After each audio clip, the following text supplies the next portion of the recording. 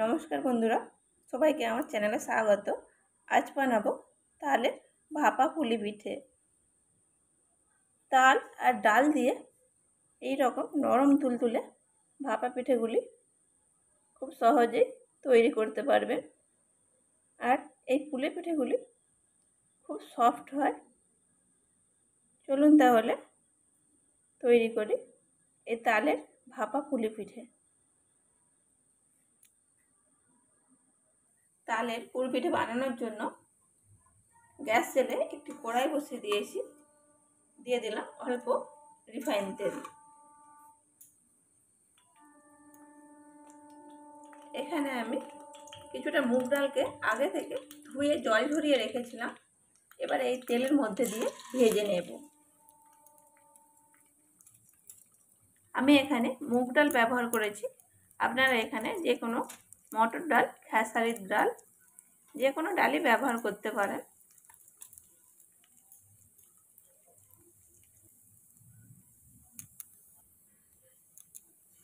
হালকা ভেজে নিয়েছি।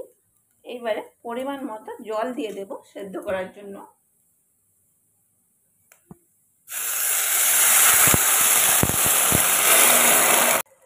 দিয়ে দিলাম লবণ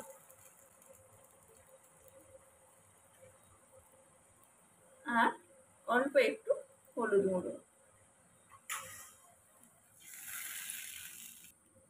ঢাকনা দিয়ে ঢেকে ডালটাকে সেদ্ধ করে নেব। ডালটা সেদ্ধ হতে হতে অন্যদিকে আমি কিছুটা তালের রসকে ফুটতে দিয়েছি। এটি খুব ভালো করে ফুটিয়ে নেব। তালের রসটা খুব ভালোভাবে ফুটে গেছে। আমি কিছুটা চালের গুঁড়ি নিয়ে নিয়েছি। এটি সেদ্ধ চালের গুঁড়ি, বাড়িতে তৈরি করা। আপনারা বাজারের কেনা চালের গুঁড়িটা ব্যবহার করতে পারেন। এই চালের গুঁড়ির মধ্যে দিয়ে দেব স্বাদ মতো লবণ। এবারে তালের রসটা অল্প অল্প দিয়ে মাখতে থাকবো। এই সময় প্রচণ্ড গরম, হাতের সাহায্যে মাখা যাবে না।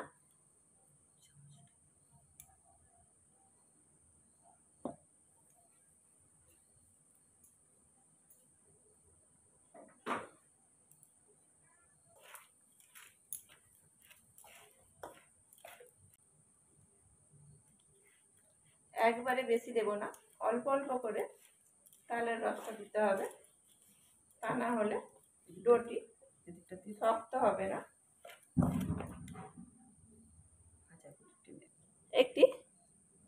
একটি সফট এরকম ডো তৈরি করে নিয়েছি।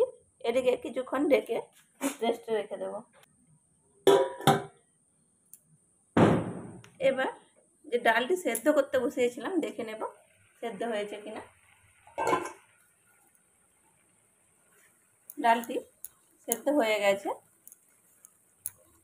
যে জলটা আছে সেটিকে একটু শুকিয়ে নেব।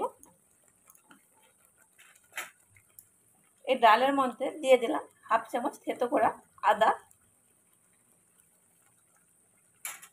দিয়ে ভালো করে মিশিয়ে নেব। জলটা আগের থেকে অনেকটাই শুকিয়ে গেছে। যেহেতু মুগ ডাল ঠান্ডা হলে শক্ত হয়ে যাবে, তাই আর বেশি শুকনো করব না। এবারে এর মধ্যে দিয়ে দিলাম 2 চামচ চিনি।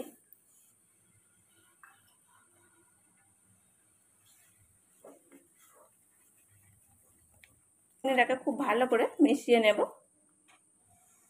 চিনিটা খুব ভালো করে মিশিয়ে নিয়েছি। এবারে অন্য একটি পাত্রে ঢেলে এটিকে ঠান্ডা করে পাত্রের মধ্যে এটিকে ঢেলে নিলাম। ছড়ানো পাত্রে নিলে এটি খুব তাড়াতাড়ি ঠান্ডা হয়ে যাবে। পিঠেগুলি সেদ্ধ করার জন্য একটি ডেকচিতে কিছুটা পরিমাণ জল দিয়ে আমি ফুটতে বসিয়ে দিয়েছি। এইবার পিঠেগুলি তৈরি করে নেব। এদিকে ডালটিও ঠান্ডা হয়ে গেছে। এবার এই ডো থেকে অল্প পরিমাণ নিয়ে হাতের তালুর সাহায্যে প্রথমে গোল করে নেব। বাটির আকারে এটিকে গড়ে নেব।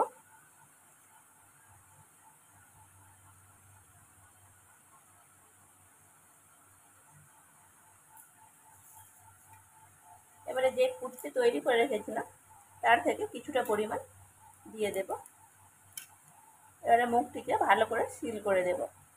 পুরের পরিমাণ যেন খুব বেশি না হয়। যদি খুব বেশি পরিমাণ হয় তাহলে পুরটি এটি সেদ্ধ করার সময় ফেটে যাবে, ফেটে পুরটি বাইরে বেরিয়ে চলে আসবে। এইভাবে সব পিঠেগুলি তৈরি করে নেব। আমি আরও একটা দেখিয়ে দিচ্ছি।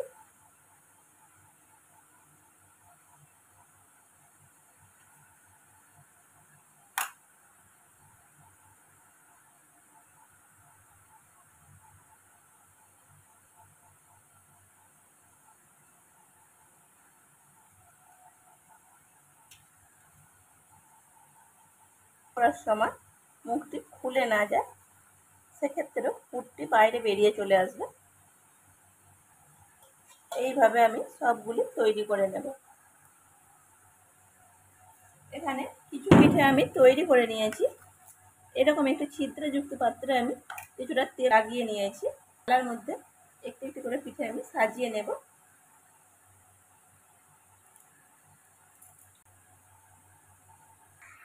পিঠেগুলি সেদ্ধ করার জন্য যে জলটা বসিয়েছিলাম খুব ভালোভাবে ফুটে গেছে। এবারে পিঠেগুলি এর উপর দিয়ে ভাপিয়ে নেব। ঢেকে দিয়ে এগুলিকে ভাপাতে হবে, তবে তাড়াতাড়ি সেদ্ধ হয়ে যাবে। বাকিগুলিও একইভাবে তৈরি করে নিয়েছি। দেখে নেব আগে যেগুলো সেদ্ধ করতে বসেছিলাম হয়ে গেছে কিনা। সেদ্ধ হয়ে গেছে। এগুলি 10 থেকে 12 মিনিটের মধ্যে সেদ্ধ হয়ে গেছে। ওপর থেকে একটু জল দিয়ে দিলাম, ঠান্ডা জল। ঠান্ডা জলটা দিলে এটি একটির সঙ্গে একটি লেগে যাবে না। এগুলোকে এবারে নামিয়ে নেব।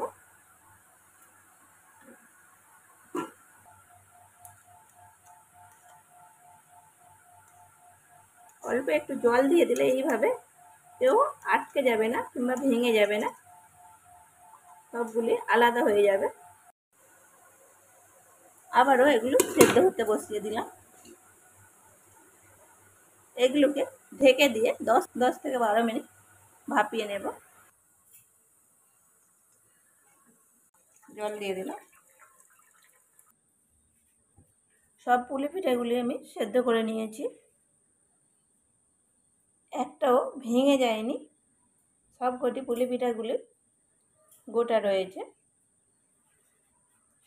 রেসিপিটা ভালো লাগলে লাইক, শেয়ার, কমেন্ট করবেন এবং সাবস্ক্রাইব করে আমাকে সাপোর্ট করবেন।